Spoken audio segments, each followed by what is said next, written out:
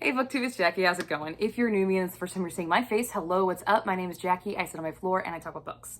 So I hope that's why you're here, because that's what's gonna be happening today. If you're not new to me, thank you for always tuning in and continued support. I really do appreciate it. So today for you, I have a dual weekly wrap up. Yeah, I know. I'm getting really bad, guys. Really bad. But the reason I did this is because week 16, I really didn't read any. I only included one book. So I just decided to combine it, and that's why you're gonna get a dual.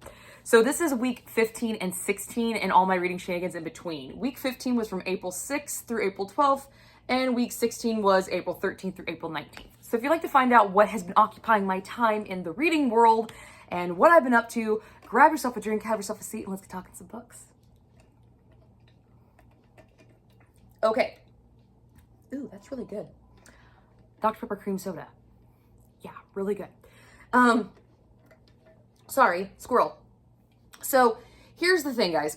For starters, I always mess with my hair. I always mess with my hair. We all know this. It's kind of my thing. But I've been wearing my hair in a ponytail all day. So if you see me doing this a lot more than normal, which is a lot to begin with, it's because I'm still trying to work out the freaking bump, because I wore my hair in a ponytail all fucking day. And I was like, I have a headache because I wear the high pony, like they sit right here. I wear the high ponies and I have a lot of hair. I mean, mane, guys. Okay, so just pre-warning, I'm gonna be fucking with it a lot. But week 15, I completed 2 books, and the first book was Rabbits by Terry Miles. I gave this bad boy 4.5 stars. This thing was a trip and a fucking half. Holy crap. So this is the first installment to the Rabbits duology. There is a sequel that is currently out, and I do plan on picking it up. This is a thriller sci-fi with like some quantum physics, multi-dimensional smorgasbord of crap, basically Matrix in word form. Yeah, so it's insane. It is an insane book. It's really hard to describe this book, so I'm going to do my best because I don't want to give anything away, but it's really hard to give anything away about this book because, well, you'll figure it out. So, all right. So a quick little summary. We have our character of Kay. Yeah, Kay is just his name. He is obsessed with games, and there's a game called Rabbits. It's this multi-person real-life game of coincidences, Mandela effects, number-obsessed scavenger hunts. So if you've ever seen so many coincidences that it's just like, wow, and you're like triggered and you keep looking for them, that's Rabbits. Finding a number that's associated with you all the time, like the number 23, you find it everywhere. You count the numbers of letters in your name, whatever. That's Rabbits. Deja vu elements, that's Rabbits. But this is intentionalized blips in the world that are there to prevent multi-dimensions from crossing over. It's fucking weird. But it's a game that you can win. Okay? The game is real, but you have no idea if you're playing it until you're in it. And there are life and death stakes in this game because it is much grander. It's much more conspiracy. It's much more out there than what you are expecting. And Kay is obsessed with it. He is a rabbit lorist. He's obsessed and he wants to either play or find someone who has played. So what worked? The subject material in this book. The different conspiracy theories all wrapped into one and how they like simultaneously were used. So we've got the Mandela effect, which if you're not familiar with that, that is that idea that you've seen something so many times that you know it's right, and then one time you see it and it's wrong, but then you go to find the way you've normally seen it and you can't find it. So the Bernstein Bears, the books, these guys, the Bernstein Bears, there is the element that it's also Bernstein, but you find it like this. It's just these conspiracy theories, or you've seen something so many times that you know it's right, but then you realize you've been seeing it wrong for years, but you 100% believe it. That's the Mandela effect. We also have the 23 Enigma, which is the obsession with a number that basically kind of symbolizes your life. there's a number, the idea that there's a number associated with every single person out there, and that number pretty much directs their life. You can find it almost in anything that they do. If you do some basic math, like the number of letters in their name, if you add them together, you come up with this number. It's a fucking weird one, okay? It's a weird one. We also have a lot of coincidences that are too close for comfort, just things that are falling into place too perfectly, and so often that it feels almost not like fate. It doesn't feel coincidental anymore. It feels purposeful. It feels like there's intent behind it. So having all of these thrown together and used simultaneously to create this live action like role play game was dope. I thought that was so fucking cool, because I don't know a single person who hasn't been like, I swear this was like this, but apparently it never has been. I have heard that said by so many people that it's just like, it's a common thing. Or the idea of deja vu. You feel like you've experienced this before. Now, if you're watching The Matrix, it's a glitch in the Matrix. It's a glitch in the Matrix, and my books are falling on my head. Holy shit. We're gonna pretend. Yee! Don't fall anymore. Weird conspiracies, guys. I didn't fucking plan that. That's weird. But it's shit like that just randomly happens. And you're just like, it's never happened to me before. Like this book has been sitting there since I moved these shelves. Perfectly fine. And now it decides to fall on my head. Okay. All right. I wasn't even touching the bookshelf. Okay. Anyway, stuff like that. Just incorporated in this book multiple times, layered upon each other, which shit happens. You know, that stuff happens. I loved the interweaving of the pop culture references to also tie in with these weird coincidental facts. So there was a lot of video game references. There was a lot of Lord of the Rings references, a lot of nerd pop culture references. And I loved it. There's also a lot of video game references, which I didn't quite get because I am not a video gamer, but my husband is. So I was able to talk to him about it. And he would tell me kind of like, oh yeah, this is a video game. That's a common area that people have been famously gotten stuck in, blah, blah, blah, blah. All other crap like Skyrim and all that shit. All right? You know, Skyrim, the lost world of Skyrim. You build a world and you just never fucking end. Oh my God, you never end.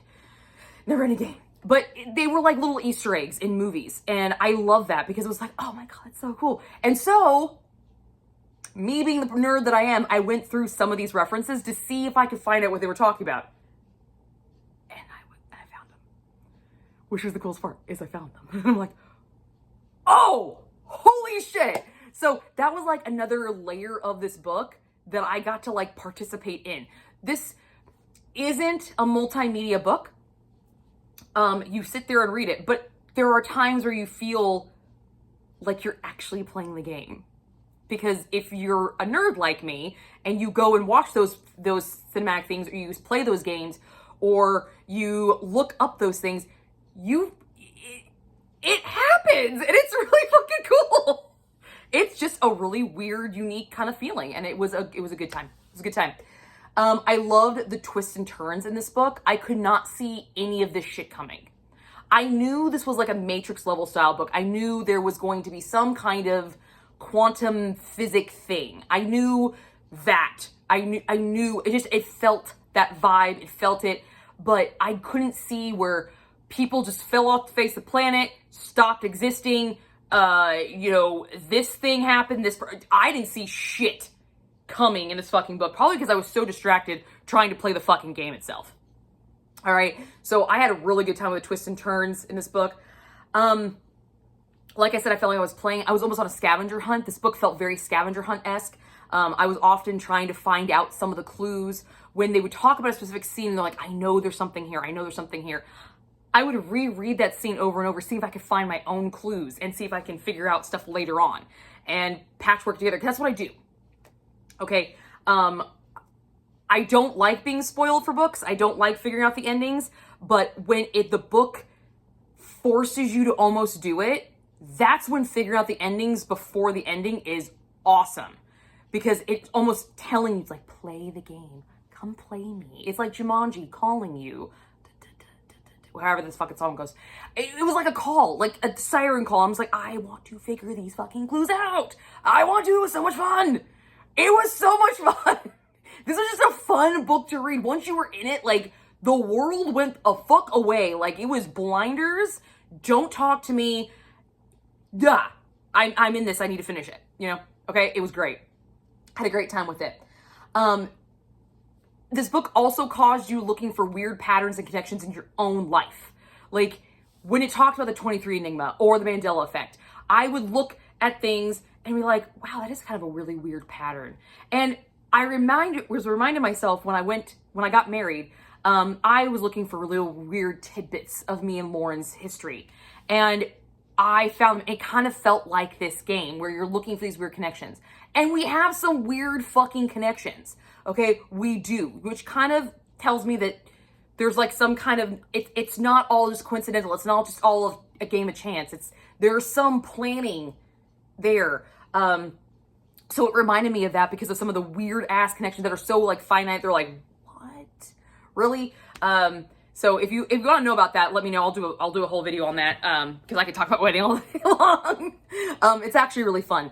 One of the coolest ones though, is that mine and Lauren's, first date was May 7th.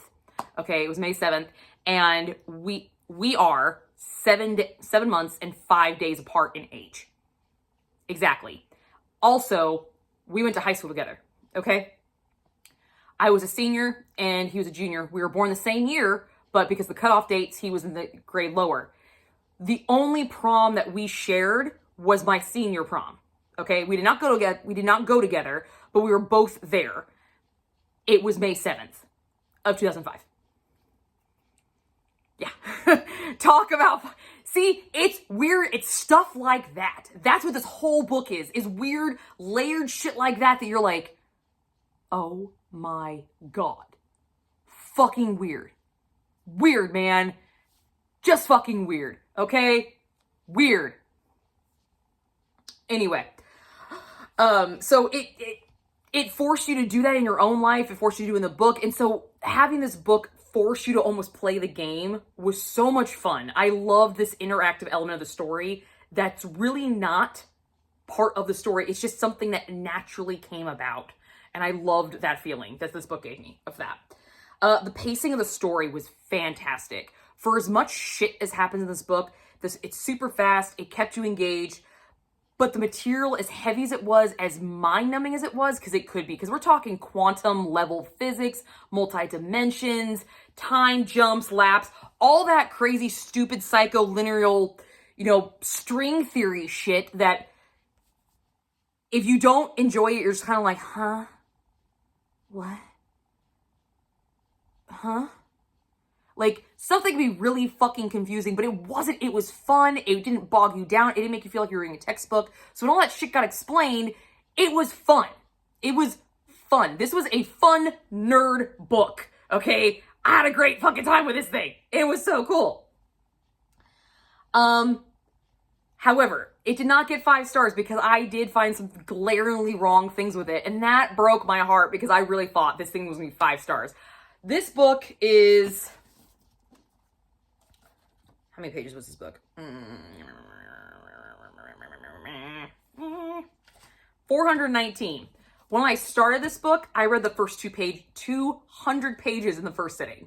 I sat down on a Friday night, had a house to myself, sat down, started the book, didn't put it down till my husband came home. 200 pages, read in one sitting. Yeah. It was fantastic. Like, I could not put this down. Once I was in it, I was engrossed and I didn't want to put it down. I'm actually reading this on a reading sprint, and you will see me, if you watch that reading sprint, there are times where they come back and I'm sitting here, I'm like trying to turn the mute off my laptop because I'm still reading, I'm actively reading. It just drew you in. It drew you in. However, as much as this thing drew me in, as much as I enjoyed this thing, these 2 things really bothered me about this book, so it had to be knocked down. I couldn't in good conscience give it a 5 because these things were glaringly wrong with it. So there's a game, okay? We are playing a game. We don't know if we're playing the game. We don't know if our character's playing the game. We don't know if they're just researching the game, trying to save the game, playing it, or completely on another fucking planet, okay? We just don't fucking know. But when it came time to explain how you win this game, that explanation was really vague, really weird, and didn't make a whole lot of sense. So you took this really convoluted, very complicated subject material, and you were able to guide me through it the entirety of the book. But then when you get to the big crux moment that I'm supposed to be like, oh my fucking God, shut up. What? I don't understand it because your explanation skills went out the fucking window. I don't know what happened, but the explanation was like, did you not? I mean, your name's there now, so I think you did, but I don't fucking know how. Huh? Let me just go back and reread that. I had to reread that thing 4 times, and I'm still kind of confused, okay? But the rest of the book, I had no issue following, no issue understanding at all. It was just, I felt like that needed to be like really clearly explained, and it wasn't. And it made me sad. It made Jackie very sad because it was perfection until that very end. And I'm like, I don't understand. And no amount of me reading this thing is going to make me understand.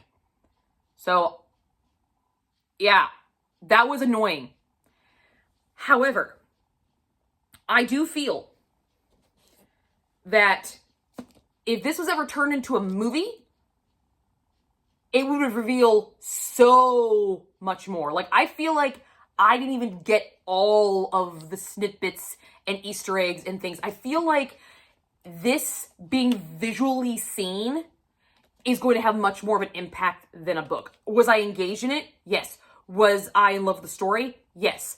Did I connect with the characters? Yes. Did I want to be in this book? Yes. Did I think I was at some points? Yes. All of these things happened for me. All of these big things that I love about reading, where you could just fall in and never let go and just loved it. However, I feel like if you visually did this, it would be stunning. And I don't say that about a lot of books. There are many times where, actually majority of the times, the movie is worse than the book.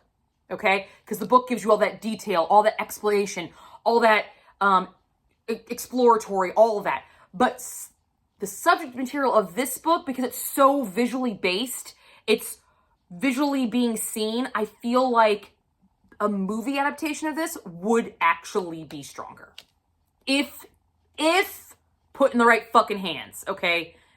Don't get me wrong, there's some fantastic directors out there, but it's going to take a specific director to really just set this off. And I feel like I would actually say that movie would probably be better if it was put in the right hands. Big what if, but the fact that that was the first thing that came to my head after I gave up trying to figure out the ending, I'm like, if I saw this in a movie, I'd probably understand it. Because I can visually see it. There's so much visual things that you need to take in to really understand the scope of this, that reading it and imagining it is not strong enough. This needs that third party. And that doesn't happen very often, but goddamn if this was not fucking cool as hell. This thing was such a ride. If you're looking for something way out of your comfort zone, way out of the box, just like a palate cleanser, something to really take you out of yourself, pick this thing up. Are you fucking kidding me? Okay? Are you fucking kidding me? Such a good goddamn time. Such a good time. Had a blast with it. Didn't get 5 stars, but definitely on my favorites of the year so far. Absolutely. Enough that I am going to go pick up the second one. It's already in my cart to order. Yep. Okay. Also in week 15, I finished an audiobook. I finished a Kindle book, and that was Bitter Notes by Allie Beck. This is the first book in a duology. The second set's duology. Oh no, I did do this on audiobook. The fact that I don't remember this Tells you a lot. All right. Anyway, let's get into this. This is Bitter Notes by Allie Beck. First installment to the second set's duology, as I said. Audiobook by Lance Greenfield and Avery Reed. We have a musician romance. This is a reverse harem. It's another reverse harem that I was not aware of. It was a reverse harem. I picked this book up because of my book club. This is part of my smutty book club. Smutty, yes, abso-fucking-lutely. Totally meets those parameters. But I was not aware it was reverse harem. I just was told this is the book, so I picked it up.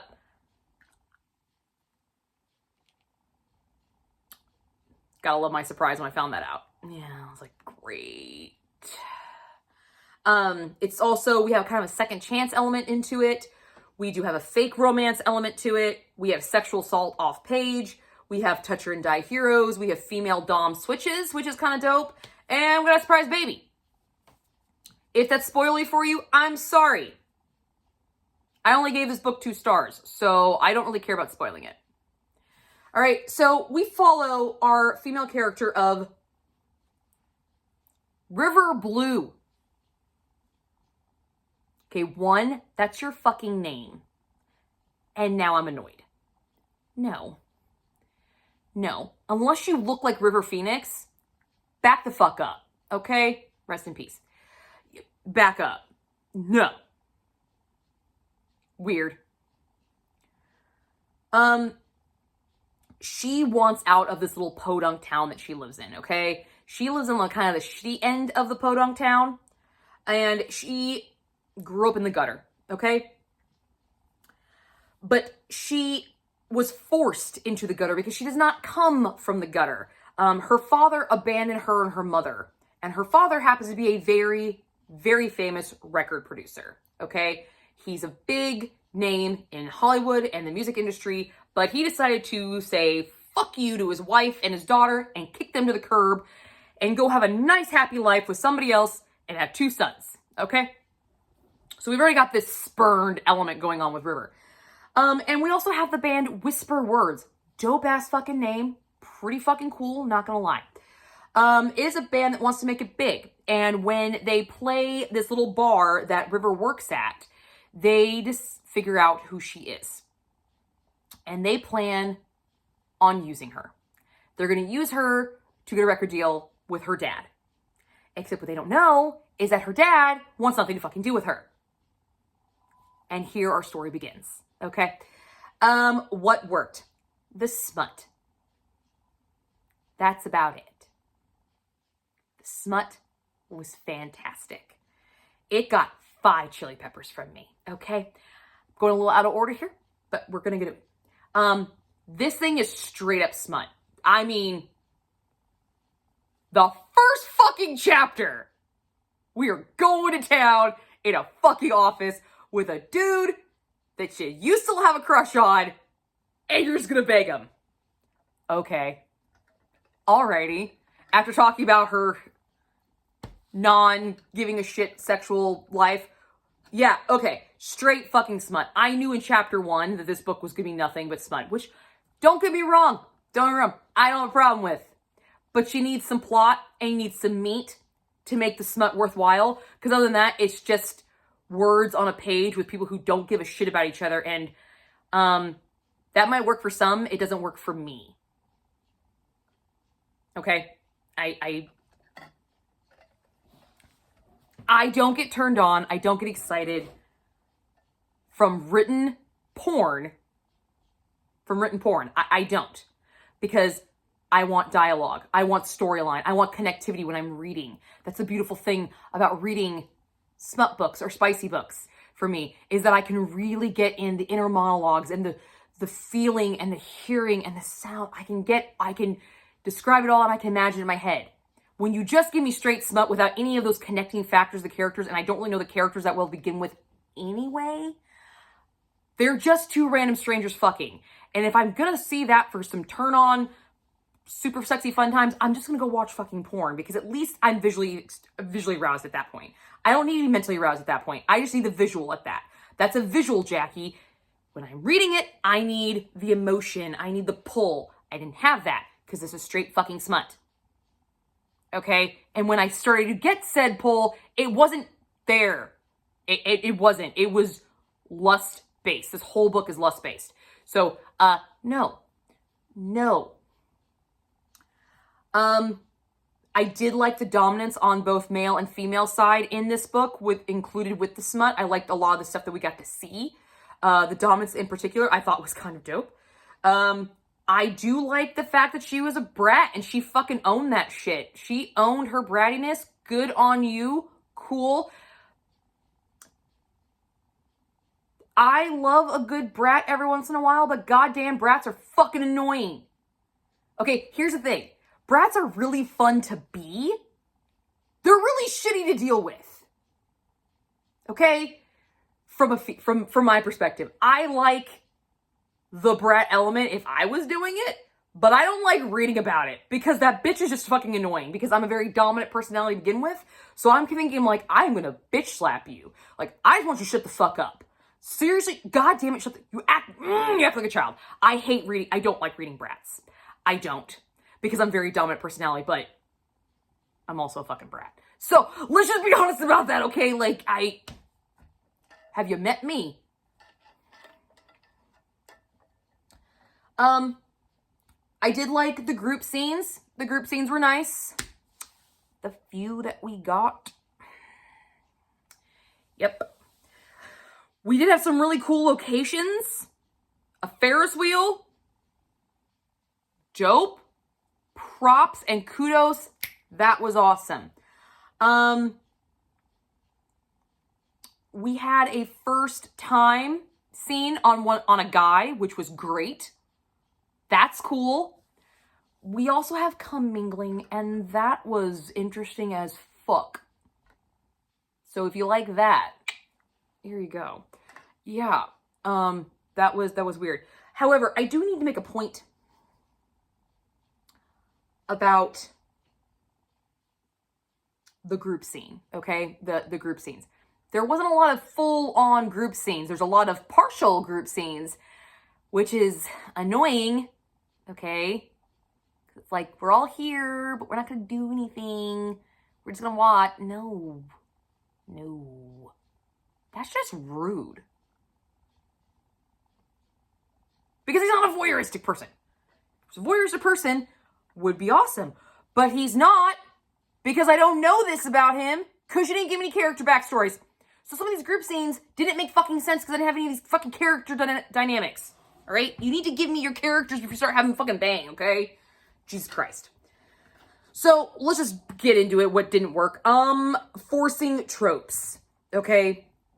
So I told you there was a toucher and die element.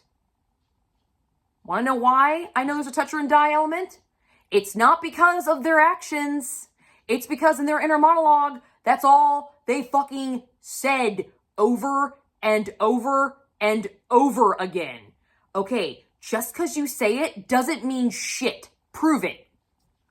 Shut up and fucking prove it. Because you're having your guys do a lot of saying, a lot of pretty fucking fancy pretty words, but they ain't doing shit fucking about it.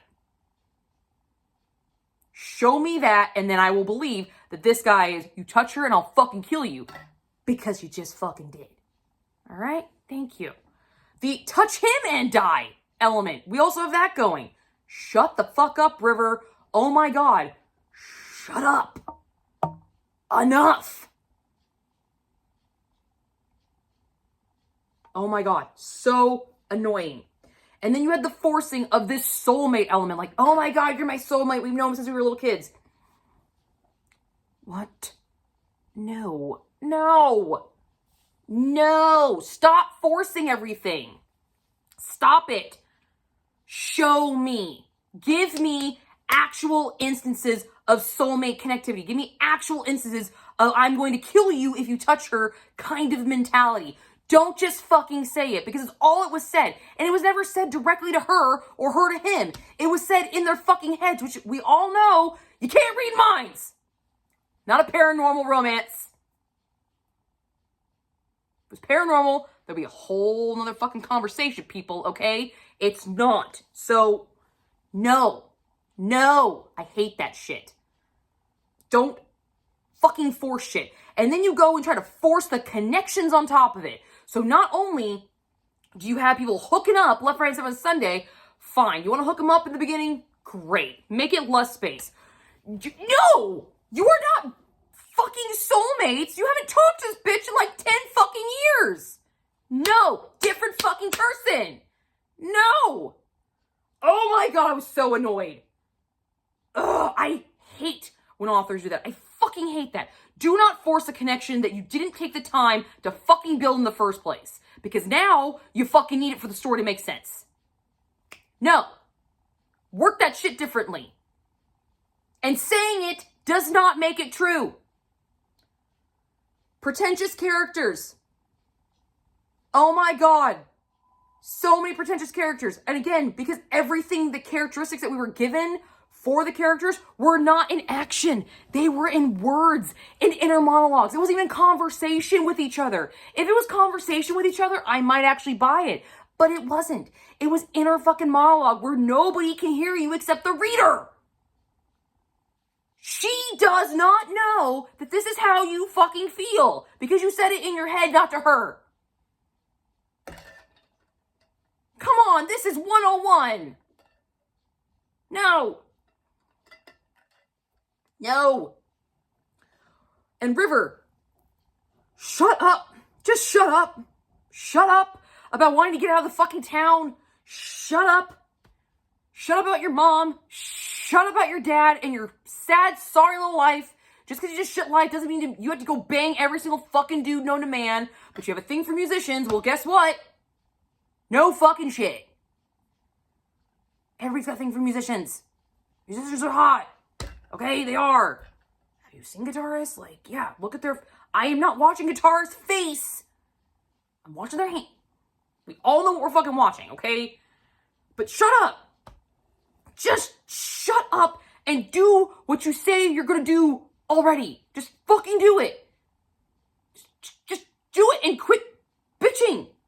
If you don't like the girl coming into your club, you're the manager. You don't have to fucking let her in. You don't have to sit there and be like, God, what a little fucking bitch. Oh my gosh, she's showing her tits to my man. Oh my God. You don't have to let her in. Tell her fuck off and go kick rocks. You manage the bar and the venue. Get fucked. Use your fucking head. Because you're not. And it's pissing me off. And then you just have a stupid fucking name. I already didn't like her because of her name. I know it's a really stupid reason to hate characters, guys. I know. But goddamn, it was annoying. It was like, my river blue. Cringe fest, man. Cringe. Just cringy.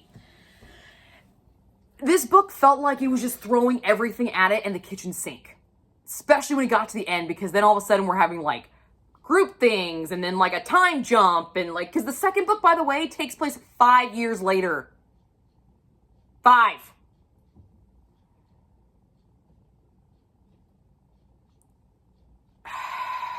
No. Not a good time. I had to force myself to finish this. I tend to listen to my audiobooks on 1 to 1.5. Okay, that's kind of where that's my sweet spot. When I need to get a book done, but I'm still enjoying it, I will listen to it on like 1.7 or 2 because I can still kind of understand that. I was listening to this on like 4 because I just wanted it done. Okay, but because I was in a book club, I had to actually understand how to talk about it. And I felt really bad going to my book club because I was like, oh God, they're all going to like this because it's really smutty and it's really spicy. Because don't get me wrong, the smut was actually really good if you like the carnality. If you like carnality, you got that shit on lock. Yes, you fucking do. Oh God, carnality on lock. But I felt really bad because I was like, I was going to go in there and I was going to be all excited. I wasn't going to be all excited about the book. And turns out everybody felt the same way. Everybody felt the same way. Ah, I love those girls. So I didn't feel bad giving this thing 2 stars. And I will not be picking up the sequel. I have no desire to pick up the sequel at all. Absolutely none. Bye. That's everything I read in week 15. Week 16, I finished 1 book. Yeah, I know, because I was working on some other ones. I was working on other stuff, but I didn't finish them in week 16. The only book I finished in week 16 was Pitch Please by Lainey Lynn Vale. This is a baseball romance, because I was like, I want some baseball romance because it's baseball season. Fuck yeah, it sounds like a good idea. So this is also an audiobook by Mason Lloyd and Kendall Taylor, the first installment to a trilogy called There's No Crying in Baseball. We feature baseball romance, graphic sexual content. We have a plus-size heroine, whoop, whoop. Workplace romance, and kind of like a little slice of life action going on, okay? So we have Sway. Don't even be starting on this fucking name, okay? No, that name was, Moving on. Luckily, she was not a problem that I had in this book. But her name, ugh. She's an athletic trainer who catches the eye of a pro catcher named Hancock Parts, okay? And after some flirtation, a romance begins, but Hancock needs to leave to help out his twin who is in the military, and this happens right after they start their budding romance and kind of, you know, make it known. That's kind of like where our story really like kicks off, is they start messing around and then he has to go away for a short minute, which ruins things. So what worked? The simplicity of this romance. It was just a very gradual progression with some time jumps in there, but the time jumps weren't major time jumps. It wasn't like, 3 months here. It was like a couple days, a couple weeks here, during a baseball season, okay? And it was just very gradual, and it was very traditional, almost like boy meets girl, girl meets pro baseball player who she's had a crush on forever, but she doesn't pursue him. He pursues her, but they understand like the juxtaposition, but it wasn't like forced tension. It was just kind of like your normal office kind of tension with people that you're with around all the time. And it was like just walking around some naked fucking dudes all the time. Like, he was fucking yummy. All right. I get it. I get it. I could see where some of that tension would come from. So I just liked the simplicity of it, just how kind of easy it was. There wasn't any real conundrum they had to overcome. There wasn't any like major internal conflicts or like, the first kiss was like, why'd you do that? Because I really fucking wanted to. I've been wanting to do it for like the last couple weeks since I've seen you. That's why I wanted to. It wasn't like, it was just easy. It was just an easy romance. I loved Sway's snarky humor. She was a whip. Liked her sarcastic humor, liked her little quips, liked that she did not take shit from anybody. Thought it was great. Also, she did have some really interesting, weird foods in the book that I think I might try one day, just to try, because it sounded weird, and I'm all about, trying like weird things like that. But most of all, what I really liked about this book was just the easy vibe it gave. It was just an easy, quick baseball romance. Nothing super heavy literature, nothing super smutty, just easy. It was just easy, and I liked it. It was nice. However, there was some stuff in it that didn't work, and that stuff didn't need to fucking be there. This already had this nice, easy, simplistic vibe where it's like this little slice of, life in the major leagues, just how it goes. You're on the road all the time, so you find love in odder places, not like your normal everyday going to the grocery store type thing. But the author tried to force some serious drama in it, and it just didn't work at all because I understand it's fiction, but still, what? The drama that you gave was just fucking stupid. Like, that would never fucking work. Ever. Ever. It wouldn't work. It wouldn't work. Okay? So Hancock has a twin that is like in this black ops, and he gets kidnapped. So they bring his twin, who's a pro baseball player, no military training whatsoever, over to walk him around as if he's his brother, even though his brother's been kidnapped, to try to draw people at what? No, that is jumping the theoretical and proverbial shark. Okay? That is not gonna fucking work. at all. And I'm kind of glad that you didn't explain how it ended. You just kind of ended it with everything fell into place and now I'm back home. Like, because there was no way you were doing that. Take that out. It was not needed. Have him do something else that she couldn't be part of, okay? Seriously, because that was dumb. That whole angle was just like, the fuck? What? No. What? No. And then this might have killed somebody. What? Like, then you try to, like, allude to something even more serious, but you didn't even give us the stuff to begin with. Which tells me that the author didn't have the chops to be able to write that kind of stuff. And it was just like, looks like you bit off more than you could chew, and it shows. Walk away. You had this nice vibe going. You had this nice, easy, breezy kind of fun thing. You could have done something a little bit more apropos to what was going on in the story than trying to throw this huge fucking wrench in. No. I mean, you had this workplace scenario, workplace romance, where it's policy that players cannot interact with or are not to, fraternize with staff. You have it blatantly obvious this is happening. That's your crutch. That's your drama fill. That's the thing that they need to overcome and fight for. Okay? Not you going off to the fucking military, but you try to have them both. And then you tried something really big and jaunting with this military thing and it just fucking blew up in your goddamn face.